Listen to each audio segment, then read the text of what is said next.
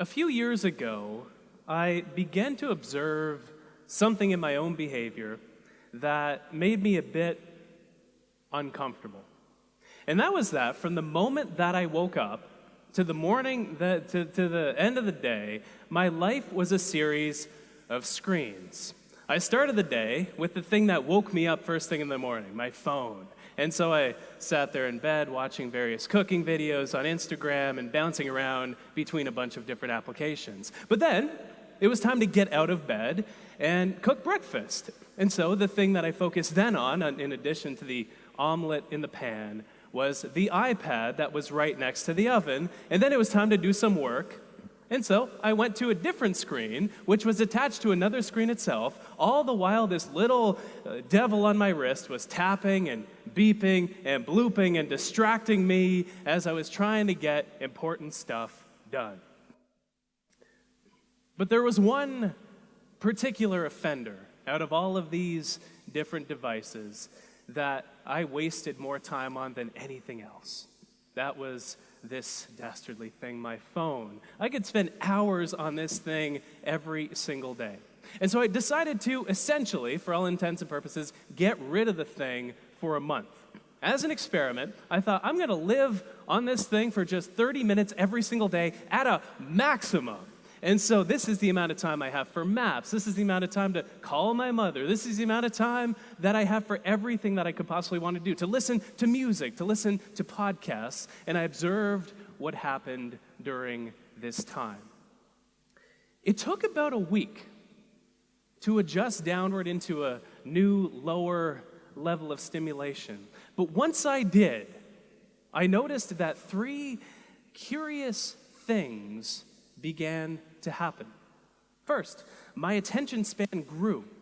It was like I could focus on things not effortlessly, but with much more ease than I could before this experiment started. In addition to this, though, as I was going about the world, and especially when my mind wandered a bit, I had more ideas that my mind arrived at. And on top of this, I had more plans and thoughts about the future. Getting rid of one simple device led to these three effects. Why? Noticing this a few years back led me on this long journey to get to the bottom of what it takes to focus in a world of distraction. I poured over hundreds of research papers from front to back. My office, I don't know if you've ever watched one of those crime shows where somebody's solving a murder, and so they have this big Bristol board and there's string attached to papers, attached to memos, attached to newspaper clippings. This is like what the state of my office was. I flew out to meet experts around the world who study focus. I conducted more experiments on myself until the point I had 25,000 words of research notes about why this is the case. How does technology influence our attention and our ability to focus? I want to start with the attention spans that we have. This is how we pay attention to the world around us and how much control we have over our focus. The research around this particular area is fascinating. It turns out that when we do work in front of a computer, especially when our phone is nearby, we focus on one thing for just 40 seconds before we switch to doing something else. And when we have things like Slack open as we're doing some work, this lowers to 35 seconds. But the reason that this is the case is not what we might think after looking at the research. We think the problem is that our brains are distracted.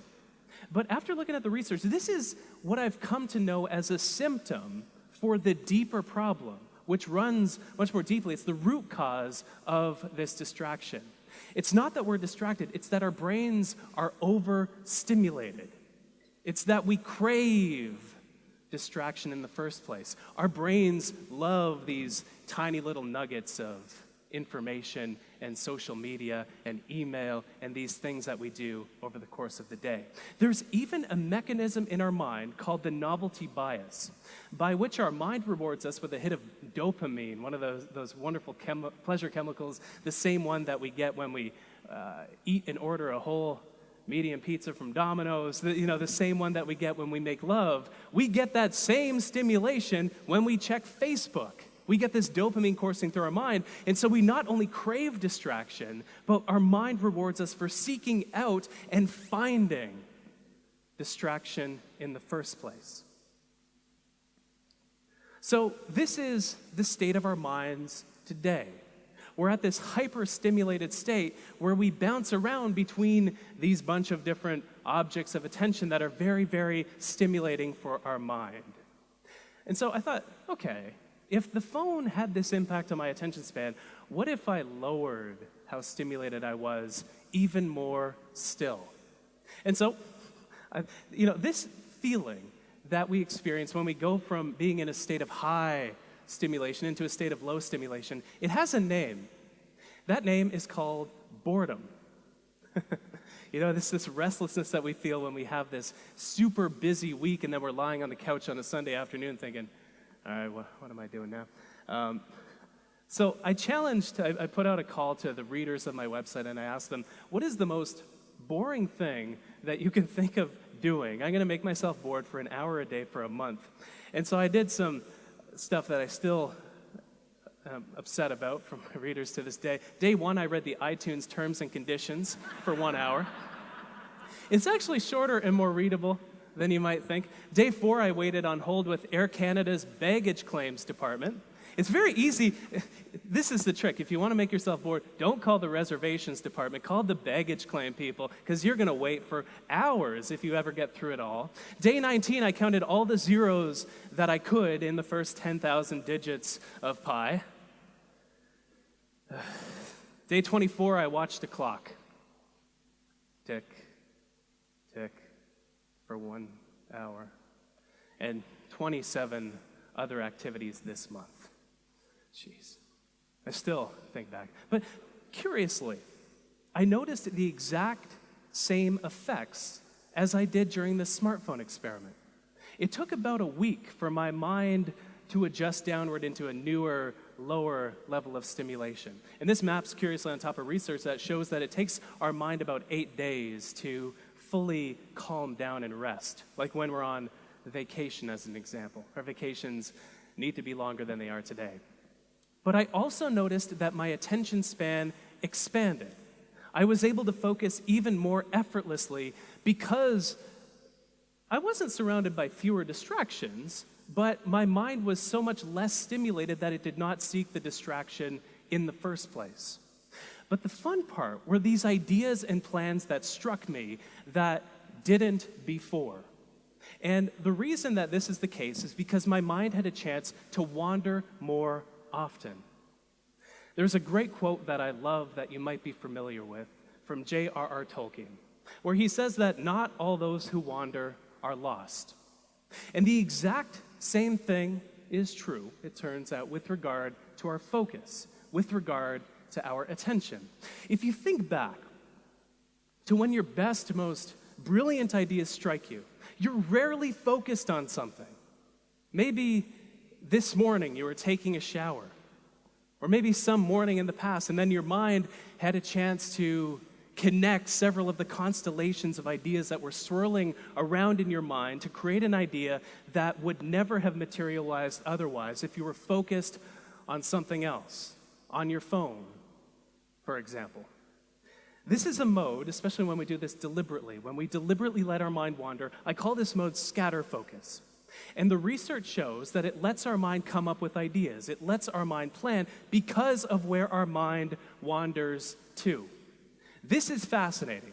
It turns out that when we just let our attention rest, it goes to 3 main places. We think about the past, we think about the present, and we think about the future. But we think about the past less than we might think. Only about 12% of the time, and often the time we're recalling ideas in these thought-wandering episodes. But the present, which is a much more productive place to wander, we wander to think about the present 28% of the time. And so this is, it's something as simple as you're typing up an email, and you can't find a way to phrase something because it's very delicate, maybe it's political, you go and walk to another room, you go to another room of the house, of the office, and the solution hits you because your mind had a chance to approach it and prod at that problem from different directions. But here's the thing. Our minds wander to think about the future more than the past and the present combined. Whenever our mind is wandering, we think about the future 48% of the time. This is why when we're taking a shower, we plan out our entire day, even though it hasn't started yet. Right? This is called our mind's prospective bias, and it occurs when our mind wanders. If you're good with math, or maths, I should say, not in Canada anymore, these numbers don't add up to 100. It's because the rest of the time our mind is dull, it's blank, or it doesn't have an idea inside of it that is rooted in time. But whatever it is for you that lets your mind wander, something that's simple, something that doesn't consume your full attention. Mine happens to be something that is not necessarily stereotypic of my age and gender demographic, but I love to knit. Knitting is one of my favorite hobbies. I knit in planes, I knit on trains, I knit in hotel rooms. I was knitting in the hotel room before this event today because it helps calm you down, it helps settle your nerves. And I come up with so many ideas when I knit. I have a notepad next to me. But whatever it is for you, it might be taking that extra long shower. It might be taking a bath, upgrading your shower to a bath so you can soak not just with your body but with your ideas as well. Could be simple. If you're at work, walking from one room to another in the office. Very simple change, but if you don't use your phone during that walk, your mind will go to the meeting that you're about to attend. It'll go to the call that you were just on. It'll wander to the ideas that are circulating, and it'll make you more creative in this way. It could be something as simple as waiting in line and just, waiting in line. It could be getting a massage. Whatever it is that lets your mind, I love this picture so much. Whatever you love doing, here's a pro tip. Ask your masseuse to let you have a notepad in the session because ideas always come to you and you're always incubating things, and so capture them so you can act upon them later. But I think after doing this deep dive into the research, we need to make two fundamental shifts with regard to how we think about our attention. We think that we need to fit more in. There's all this talk about hustling. I'm an anti-hustler. I'm one of the laziest people you'll ever meet, and I think that's what gives me so many ideas to talk and write about. We don't need to fit more in. We're doing enough. We're doing too much. We're doing so much that our mind never wanders anymore. It's sad. This is when our best ideas and plans come to us. We need more space. If you look at what allows traffic to move down a highway, what allows it to move forward isn't how fast cars are moving, as you might expect. It's how much space exists between the cars that allows traffic to move forward. Our work and our life are the same way. The second shift, we like to think of distraction as the enemy of focus. It is not. It is a symptom of why we find it difficult to focus, which is the fact that our mind is overstimulated. I have a challenge for you. It's a 2-week challenge, but it's a challenge to make your mind a bit less stimulated and simply notice what happens to your attention. How many ideas do you get? How does your focus change? How many plans do you make? So for 2 weeks, make your mind less stimulated. There are so many great features on phones, on devices, that'll let us eliminate a lot of the time we waste on our devices. Use those features. Not only to become aware of how you spend your time, but how you can spend less so you have more ideas. Have a disconnection ritual every evening. One of my favorite daily rituals, I disconnect from the internet completely from 8 p.m. to 8 a.m. My fiance and I, we have a weekly disconnection ritual, a technology Sabbath every Sunday, so we can disconnect from the digital world and reconnect with the physical world, the real, actual world. Rediscover boredom. You don't have to do it for an hour. Please don't call Air Canada.